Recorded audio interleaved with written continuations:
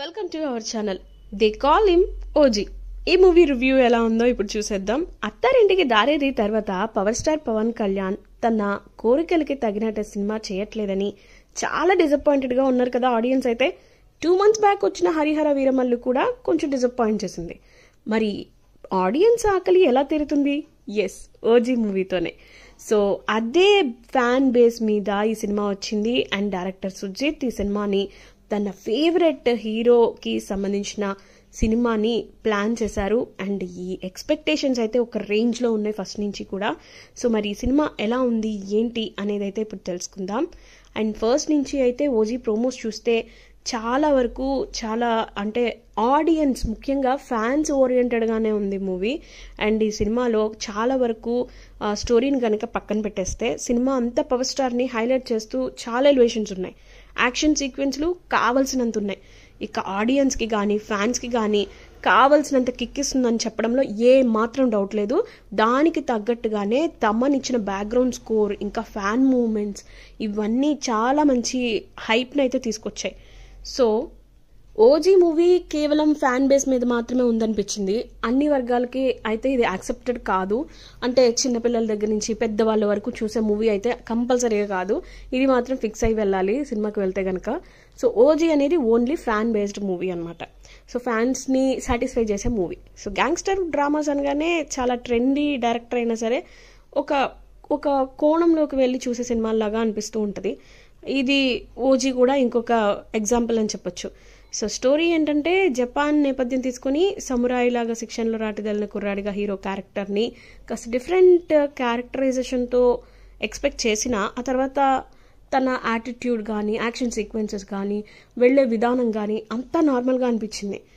ఇంకా ఒక అనామకుడిలాగా ఒక సామ్రాజ్యంలోకి అడుగుపెట్టే హీరో అందరినీ గడగడలాడించే స్థాయికి ఎదగడం, అనుకోని పరిస్థితుల్లో ఆ సామ్రాజ్యాన్ని విడిచిపెట్టి వెళ్ళి మళ్ళీ అండర్ గ్రౌండ్లోకి వెళ్ళడం, మళ్ళీ ఒక సిచ్యువేషన్తో తన ఆధిపత్యాన్ని తీసుకురావడం, ఫామ్లోకి తీసుకురావడం, ఇలా ఒక మనకి అలవాటైన ఒక ఫార్మెట్లో అయితే వెళ్ళిపోతుంది cinema.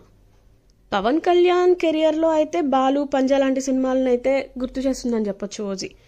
And Malayalam Lucifer touch ఉండేది కదా, అది కూడా ఒకసారి టచ్ చేశారు సుజిత్. అయితే దీనివల్ల ఒక కొత్త సినిమా చూస్తున్న ఫీలింగ్ అయితే రాదు. క్యారెక్టరైజేషన్ కానీ లేకపోతే యాక్షన్ సీక్వెన్సెస్ కానీ ఇవి కొంచెం డిఫరెంట్గా ఉండుండొచ్చు. బట్ ఏదైతే స్టోరీ మోడ్ ఉందో అది మాత్రం ఎట్టి పరిస్థితుల్లోనూ అసలు కొత్తగా అయితే లేదు. బట్ స్టైలిష్గా అయితే కనిపించారు పవన్ కళ్యాణ్. ఆయనకి సంబంధించి ఎలివేషన్స్ బాగున్నాయి, యాక్షన్ ఎపిసోడ్స్ చాలా బాగున్నాయి. సో ఎవరైతే కావాలి అనుకుంటున్నారో ఈ కైండ్ ఆఫ్ యాటిట్యూడ్స్ వాళ్ళకైతే సినిమా బాగా నచ్చుతుంది. ఇక క్లైమాక్స్ కానీ ఇంటర్వెల్ ఎపిసోడ్స్, సెకండ్ హాఫ్లో ఫాలో అప్ ఇవన్నీ కూడా కొంచెం పర్ఫెక్ట్గానే ప్లాన్ చేశారు.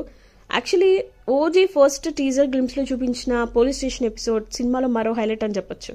ఇక్కడ డైరెక్టర్గా సుజిత్ వర్కింగ్ అనేది బాగా కనిపిస్తుంది. ఈ సీన్ని కన్సీవ్ చేసే పద్ధతి ఏదైతే ఉందో అది చాలా బాగా అట్రాక్ట్ చేసింది. ఇక యాక్టర్స్ విషయానికి వస్తే మనకు తెలిసినట్లుగా పవన్ కళ్యాణ్ చాలా స్టైలిష్గా బెస్ట్ లుక్స్లో కనిపించే సినిమా ఇదే నాకైతే అనిపించింది. బిఫోర్ దట్ చాలా మూవీస్ తర్వాత, బాలు తర్వాత కానీ లేకపోతే పంజా మూవీ తర్వాత కానీ చాలా స్టైలిష్గా కనిపించారు. సో స్క్రీన్ ప్రెజెన్స్ చాలా బాగుంది. అండ్ హరిహర వీరమల్లు లాగా దాగుడు మూతలు ఆడినట్లుగా అయితే లేదు. సో చాలా క్లీన్ అండ్ నీట్గా తీశారు యాక్షన్ సీక్వెన్సెస్ వరకు. ఇక ఈ సినిమా ఆడియన్స్కి ఫ్యాన్స్కి నచ్చేటట్టు తీయడానికి టెక్నికల్ టీం చాలా హార్డ్ వర్క్ చేసిందని అయితే మనకి స్క్రీన్ మీద కనిపిస్తుంది. సో తమ్మన్ మ్యూజిక్ అయితే ఓ రేంజ్లో ఉంది. జైలర్, లియో లాంటి మూవీస్కి ఓజీ ఒక ఆన్సర్ అని చెప్పొచ్చు. అంటే ఓన్లీ మ్యూజిక్కి మాత్రమే.